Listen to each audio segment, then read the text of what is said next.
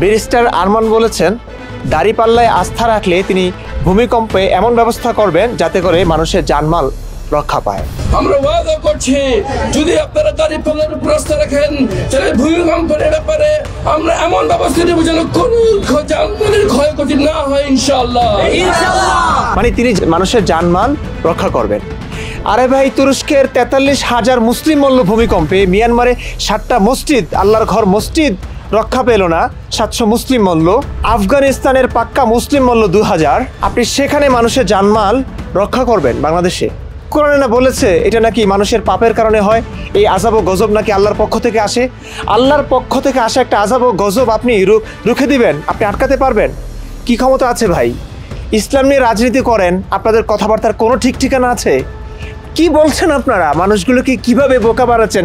1450 বছর আগে বোকা বানিয়েছে নবী রাসূলরা, হাজার হাজার বছর আগে বানিয়েছেন ধর্মাবতাররা, এখন বানাচ্ছেন আপনারা এই যুগে, এই সভ্য যুগে। কি বলবো, মানুষ বোকা, বোঝার চেষ্টাও করে না, ধর্মের জন্য এতটা অন্ধ হয় ধর্মের কাছে। বাংলাদেশে 5.7 মাত্রার একটি ভূমিকম্প হয়েছে গতকালকে। এটি নিয়ে বাংলাদেশের হুজুরদের কত রকমের যে কথা। আপনাদের হাতে মোবাইল আছে না? মোবাইলে গুগল আছে, ইউটিউব আছে, আপনার চ্যাটজিপিটি আছে। একটু সার্চ করে দেখুন ভূমিকম্প কেন হয়, বৈজ্ঞানিক ব্যাখ্যাটা কি। এটি আমি বলছি না, আপনারা একটু দেখে নিতে পারেন। আমি এখানে সেই ব্যাখ্যা বিশ্লেষণ করছি না। সংক্ষেপে যদি বলি, আমাদের এই ভূপৃষ্ঠ অনেকগুলো ভাগে বিভক্ত, অনেক প্লেটে। তো টেকটনিক যে প্লেটগুলো আছে এগুলো নড়াচড়ার কারণে ভূমিকম্পটা হয়। আপনি যদি আরও ভালো করে জানতে চান, আপনি ইউটিউব সার্চ করে দেখে নিতে পারেন কিভাবে কি হয়। তারপর হচ্ছে আপনি চ্যাটজিপিটিকে জিজ্ঞেস করতে পারেন। এই যুগে এটা খুব স্বাভাবিক একটি ব্যাপার, খুব সহজ একটি ব্যাপার যে আপনি ভূমিকম্প কিভাবে হয়, কেন হয়, সেটি আপনি পেয়ে যাবেন আপনার হাতের মুঠোতেই। এখন ব্যাপার হচ্ছে, আমাদের হুজুররাও যে এই কথাগুলো জানেন না তা না, হুজুররাও জানেন। আমি মিজানুর রহমান আজহারিও কিন্তু ভূমিকম্প কেন হয় বৈজ্ঞানিক সেই ব্যাখ্যাটা দিয়েছেন। আমি একটা বক্তব্য শুনেছি, আপনি একটু শুনতে পারেন। পৃথিবীর মাটির নিচে অনেক কিছু থাকে, এগুলো নড়ে চড়ে উঠলে পৃথিবীটাও কেঁপে ওঠে।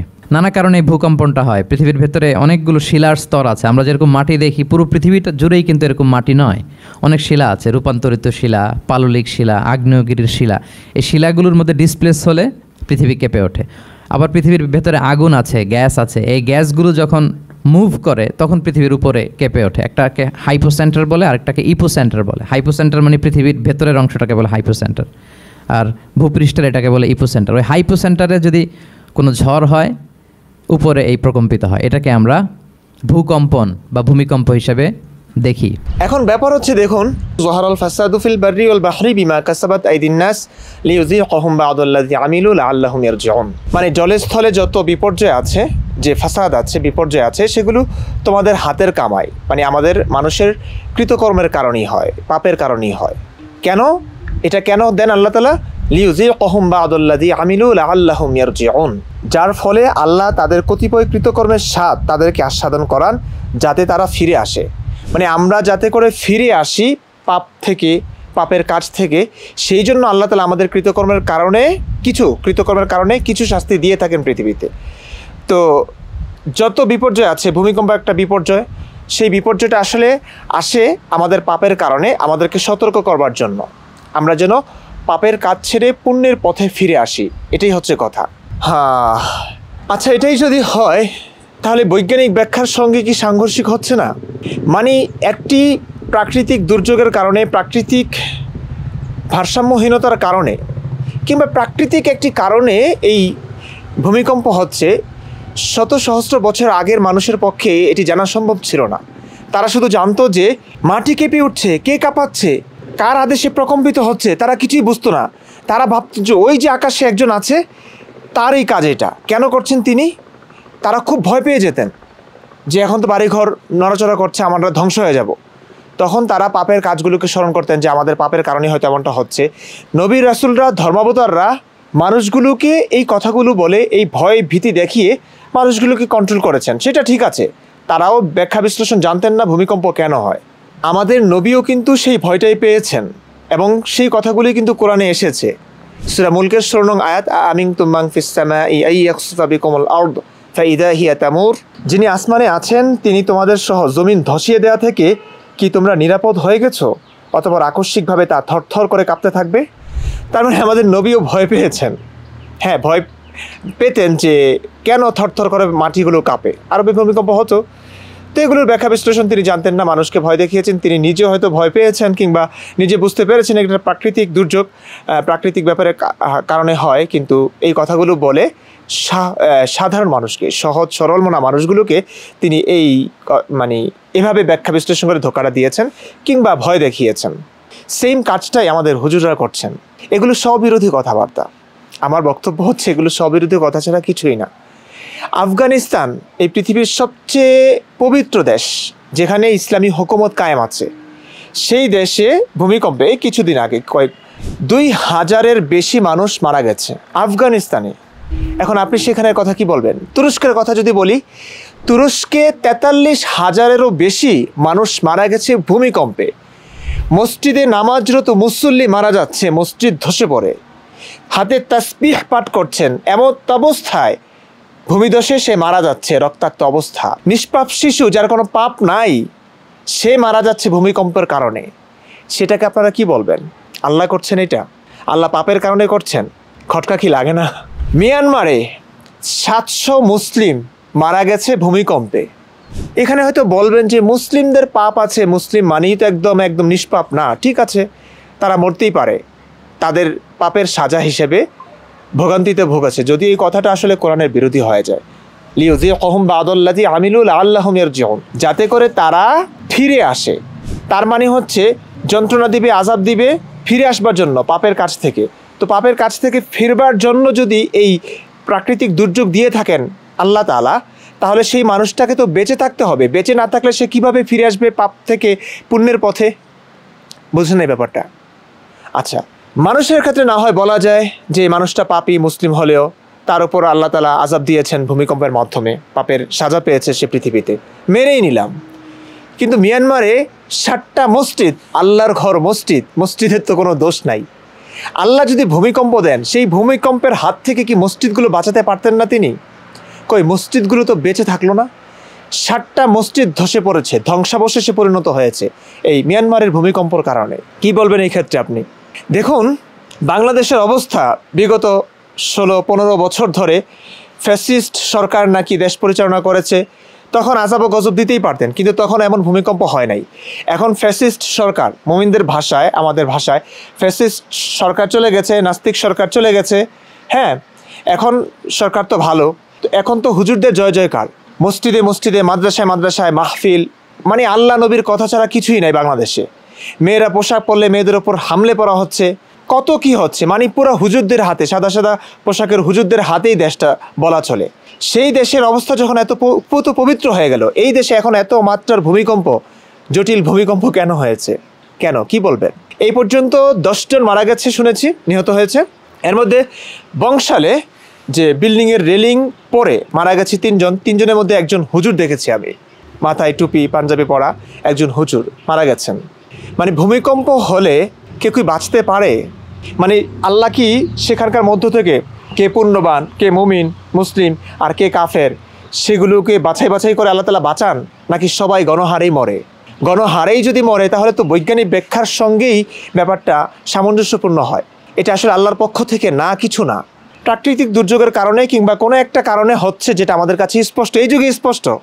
এখন এই কথাগুলোই 1450 বছর আগের নবী বুঝতেন না, তাই তিনি ভেবেছেন যে আল্লাহর পক্ষ থেকে আসে, মাটি প্রকম্পিত হচ্ছে, ভয়ানক একটি ব্যাপার, এটি নিশ্চয়ই সৃষ্টিকর্তার পক্ষ থেকে আসে। তো মানুষগুলোকে এই কথাগুলো বলেছেন। হাজার হাজার বছর আগে মানুষের অবস্থা এমনই ছিল, তখন তাদের পক্ষে জানা সম্ভব ছিল না ভূমিকম্প কেন হয়, কী কারণে হয়। তাই তারা আধ্যাত্মিক ব্যাপারে নিয়ে গেছে সেটি। এখন তো আপনাদের পক্ষে জানা সম্ভব হচ্ছে, এখন তো স্পষ্ট করে জানতে পারছেন ভূমিকম্পটা কেন হয়। আপনার হাতের মোবাইল দিয়ে আপনি জানতে পারবেন, চ্যাটজিপিটিকে জিজ্ঞেস করুন, আপনাকে জানিয়ে দিবে। ইউটিউবে সার্চ করুন, আপনি জেনে যাবেন ভূমিকম্প কেন হয়, কী কারণে হয়, কিভাবে হয়। এর সঙ্গে মহাবিশ্বের ক্ষমতা ধরা কেউ যদি একজন থেকে থাকেন, তার কোনো সম্পর্ক নাই। এখন আসি রাজনীতিতে। ধর্ম নিয়ে কিভাবে রাজনীতি হচ্ছে একটু খেয়াল করুন। ব্যারিস্টার আরমান বলেছেন, দাড়িপাল্লায় আস্থা রাখলে তিনি ভূমিকম্পে এমন ব্যবস্থা করবেন যাতে করে মানুষের জানমাল রক্ষা পায়। আমরা ওয়াদা করছি যদি আপনারা দাঁড়িয়ে পাল্লার উপর আস্থা রাখেন তাহলে ভূমিকম্পের ব্যাপারে আমরা এমন ব্যবস্থা নেব যেন কোনো জানমালের ক্ষয়ক্ষতি না হয় ইনশাআল্লাহ। মানে তিনি মানুষের জানমাল রক্ষা করবেন। আরে ভাই, তুরস্কের 43,000 মুসলিম মল্ল ভূমিকম্পে মিয়ানমারে 7টা মসজিদ, আল্লাহর ঘর মসজিদ রক্ষা পেল না, 700 মুসলিম মল্ল। আফগানিস্তানের পাক্কা মুসলিম মল্ল 2000। আপনি সেখানে মানুষের জানমাল রক্ষা করবেন বাংলাদেশে? কোরআনে না বলেছে এটা নাকি মানুষের পাপের কারণে হয়, এই আযাব ও গজব নাকি আল্লাহর পক্ষ থেকে আসে। আল্লাহর পক্ষ থেকে আসা একটা আযাব ও গজব আপনি রুখে দিবেন? আপনি আটকাতে পারবেন? কি ক্ষমতা আছে ভাই? ইসলাম নিয়ে রাজনীতি করেন, আপনাদের কথাবার্তার কোনো ঠিক ঠিকানা আছে? কি বলছেন আপনারা? মানুষগুলোকে কিভাবে বোকা বানাচ্ছেন?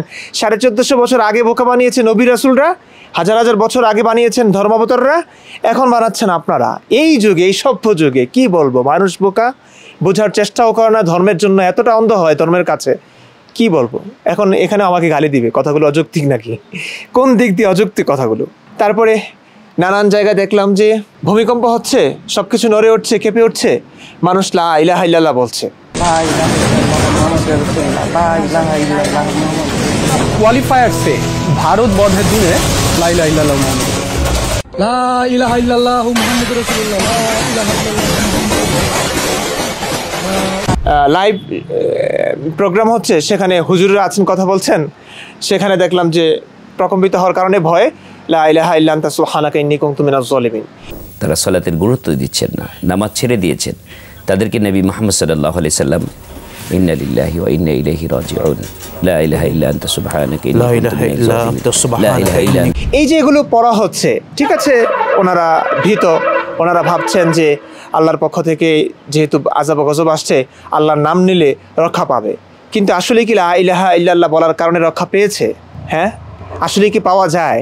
কই, সেই তো প্রকম্পিত হলোই। যত মাত্রার ভূমিকম্প হয়েছে, মানে যার ঘর যেমন যতটুকু ক্ষতি হবার প্রাকৃতিকভাবে ততটুকুই ক্ষতি হবে। মসজিদ যদি দুর্বল হয়, মসজিদের খুঁটিও নড়ে উঠবে, মসজিদও ধসে পড়বে। আর যদি একজন নাস্তিকের ঘরও যদি শক্ত হয়, তাহলে নাস্তিকের ঘর টিকে থাকবে, এমনটাই। এই কথাগুলো কেন বলছি? অনেকে বলছেন যে নাস্তিকদের কারণেই নাকি বাংলাদেশে ভূমিকম্প হয়েছে। আপনি চিন্তা করেছেন এই কথাগুলো? আরে 90% মুসলিম অধ্যুষিত দেশে ওই 2% নাস্তিকদের জন্য নাকি আল্লাহ ভূমিকম্প দিচ্ছেন। নাস্তিকদের এত শক্তি ভাই, এত শক্তি, নাস্তিকরা বিজয়ী।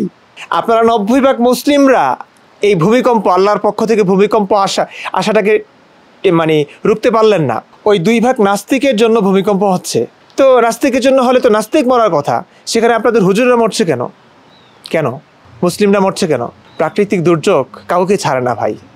ধর্ম ব্যবসা বন্ধ করুন। হুজুর, আমি আজহারিকে বলছি, এই লোকটা নাস্তিক 100% শিওর, সব কিছু জানে বোঝে, কিন্তু কি করবে আর? সহজ সরল বোকা মানুষগুলোর মাথায় কাঁঠাল ভেঙে খাচ্ছে, কিছু করার নেই। এত জনপ্রিয়তা, আসলে সেই জায়গায় আমি থাকলেও হয়তো এই সত্য কথাগুলো বলতে পারতাম না, স্বাভাবিক। আর বললেও তো তাকেই মেরে ফেলবে তার অনুসারীরা, আমরা এতই অন্ধ ধর্মের কাছে। তো এখানে আর কি বলবো? আমি তাকে দোষ দিচ্ছি, আবার দিচ্ছিও না। আমি বুঝি, মানে সীমাবদ্ধতাটুকু বুঝি আমি। দেখুন, বেশি কথা বলছি না, ভিডিওটি অতিরিক্ত বড় করছি না। বেশি কথা বললে আসলে কিছু হয় না, উপলব্ধির বিষয় এটি।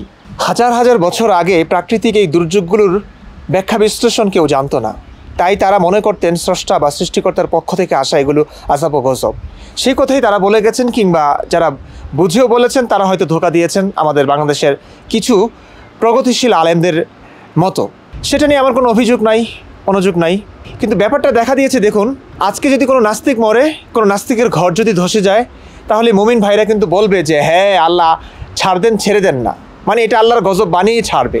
কিন্তু আমরা তো বলতে পারি যে এই যে হুজুররা মারা যাচ্ছে, এই যে মুসলিমরা মারা যাচ্ছে, এই যে বন্যা হলে মসজিদও ডুবে যাচ্ছে, এই যে ভূমিকম্প হলে মসজিদও ধসে পড়ছে, আল্লাহর পক্ষ থেকে হলে তিনি তার ঘরকে বাঁচাবেন না কেন? কেন আমরা কি বলতে পারি না তাহলে একজন হুজুর যখন মারা যাচ্ছে তার পাপের কারণে মারা যাচ্ছে? কিছু মানুষ তো বলছেই। দেখুন, মুমিনরা যখন এই কথাবার্তাগুলো বলছে না বুঝে, কিছু মুক্তমনারাও এখন এই কথাগুলো বলছে। মাদ্রাসায় যে বলাৎকার হচ্ছে, এত বলাৎকার হচ্ছে, এত ধর্ম ব্যবসা হচ্ছে, মানুষগুলোকে এত বোকা বানানো হচ্ছে আল্লাহ নবীর নাম করে, এই কারণে আল্লাহ তাআলা গজব দিয়েছে, এমনটা তো বলছে। ফ্যাসিস্ট মানে শেখ হাসিনার ফাঁসির রায় হয়েছে। কিছু মানুষ যারা আওয়ামী লীগ এখন, তারা বলবে যে আল্লাহ তাআলা এই বর্বর আইনটি তিনি সহ্য করতে পারেননি, শেখ হাসিনার ফাঁসির রায় তিনি সহ্য করতে পারেননি, তাই বাংলাদেশে এত মাত্রার ভূমিকম্প হয়েছে। তারা এই কথা বলতে পারবে, আপনারা মানবেন? হাস্যকর মনে হবে না? হাস্যকরই, আসলে হাস্যকরই। কারণ ভূমিকম্প কেন হয়, কী কারণে হয়, কিভাবে হয় সেটা আমাদের জানা আছে। আমি শুধু রিকোয়েস্ট করব আপনারা সেটা জানুন, বুঝুন এবং কোরআন হাদিসে যে কথাগুলো বলা হয়েছে সেই ব্যাপারগুলোর সব বিরোধিতা আপনারা একটু বোঝবার চেষ্টা করুন। যদি স্ববিরোধী না হতো তাহলে তো আমরা এত কথা বলতাম না, আমরা মেনে নিতাম। কোনো দিক দিয়েই তো বাঁচছে না ইসলাম, কোনো দিক দিয়েই তো বাঁচানো যাচ্ছে না ইসলামকে, কোনো দিক দিয়েই তো ধর্মীয় এই কথাগুলোকে মানে গোজামিল ছাড়া কিছুই মনে হচ্ছে না।